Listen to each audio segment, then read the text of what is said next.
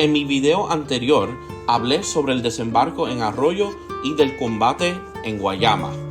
Hoy hablaré del cuarto frente de la guerra y de la única ofensiva exitosa por parte de las fuerzas españolas en la campaña de Puerto Rico, la cual se llevó a cabo en Fajardo. Fajardo había sido una ciudad importante por mucho tiempo, porque se encuentra en el extremo noreste de la isla, donde el Atlántico se encuentra con el Caribe. La ciudad fue atacada por los estadounidenses una vez antes de la Guerra Hispanoamericana, en lo que se conoce como el Asunto de Fajardo de 1824. Entre los años de 1823 y 1825, las fuerzas navales de los Estados Unidos ayudaron a la Armada Española en la caza de piratas, incluyendo el famoso capitán Roberto Cofresí. Algunos piratas escaparon por tierra en Puerto Rico y un oficial bajo el comando del comandante norteamericano David Porter desembarcó ilegalmente en Fajardo y fue arrestado por las autoridades españolas. Porter, furioso por la injusticia de la situación, ordenó a 200 infantes de marina a desembarcar y obligar a las fuerzas españolas a liberar el oficial. Fue la única vez previo a 1898 donde España y Estados Unidos estuvieron a punto de ir a la guerra. El 1 de agosto de 1898, barcos norteamericanos exploraron los alrededores del faro de Fajardo. Algunas tropas lograron desembarcar, pero regresaron pocos después de notar una considerable presencia militar española. El 2 de agosto, 28 infantes de la Marina estadounidense desembarcaron cerca del faro y lo capturaron tras no ver ahí presencia militar española, y los trabajadores del faro debían continuar como si nada hubiera pasado. El faro había estado fuera de servicio desde el comienzo de la guerra, pero su ubicación era importante para ambos bandos.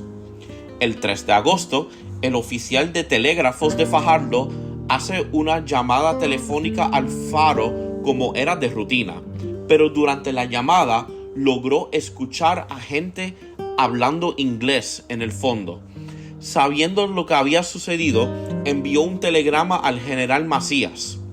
El gobernador entonces ordenó a todas las fuerzas que habían en Fajardo, incluyendo el alcalde y al oficial de telégrafos, que destruyeran el telégrafo y se retiraran a Luquillo hasta que se podía obtener refuerzos para repeler cualquier ataque estadounidense. El 5 de agosto, el doctor Santiago Veve, un médico de Fajardo, se encargó de rendir el pueblo a los estadounidenses e invitarlos a tomar la ciudad junto con otras figuras prominentes. Otros 14 infantes de marina desembarcaron en Fajardo y tomaron el control de la aduana y del ayuntamiento, donde izan banderas en ambas estructuras. En el ayuntamiento, el doctor Veve fue nombrado gobernador militar del este de Puerto Rico por los norteamericanos y creó una milicia ciudadana. Otras figuras allí incluyeron a Cristóbal Adreu, quien fue el alcalde de Fajardo pero no se fue con las fuerzas españolas, el juez Antonio R. Barceló, una futura figura prominente en la política puertorriqueña, y José Lanuza, quien fue el capitán del puerto de Fajardo, pero nunca juró lealtad a los Estados Unidos. De hecho, él sería el último español en abandonar Fajardo una vez concluida la guerra. También se habían difundido rumores de que el comandante español en Humacao, el coronel Francisco Sánchez Avellanis, se preparaba para atacar Fajardo desde el sur y retomar la ciudad.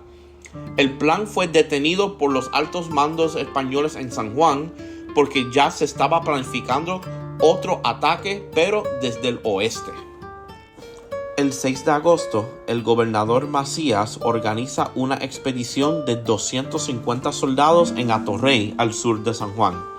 En la expedición hubo soldados del Batallón Patria y del Tercer Batallón Provincial al mando del coronel Del Pino, y también se unieron 20 guardias civiles más unas guerrillas del teniente Rafael Colorado, para marchar a Fajardo y retomar el pueblo. Las personas que apoyaron la invasión estadounidense entraron en pánico y se refugiaron en los barcos americanos. Queriendo evitar estar en medio de una batalla, más de 700 personas de la población de Fajardo abandonaron el pueblo hacia las colinas cercanas. Las fuerzas españolas llegaron el día 7 por la tarde, recuperaron el ayuntamiento y la aduana y retiraron las banderas estadounidenses. Los americanos dispararon contra los soldados españoles desde sus barcos, pero nadie resultó herido. Esa noche, las fuerzas españolas se trasladaron al faro en silencio para evitar que los estadounidenses dispararan contra ellos. Los españoles entonces dispararon contra el faro cerca de la medianoche y los estadounidenses respondieron de la misma manera. El Cincinnati disparó sus cañones cerca del faro usando potentes proyectores de luz para ver dónde estaban disparando.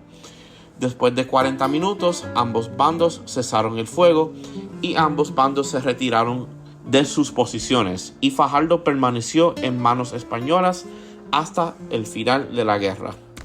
A pesar de las acciones de ambos bandos, no hubo bajas en ninguno de los dos bandos, excepto por un estadounidense quien sin querer se disparó en el pie previo a la batalla en el faro y murió en el barco poco después. En el próximo episodio hablaré sobre las batallas gemelas en Coamo y en el Guamaní en Guayama.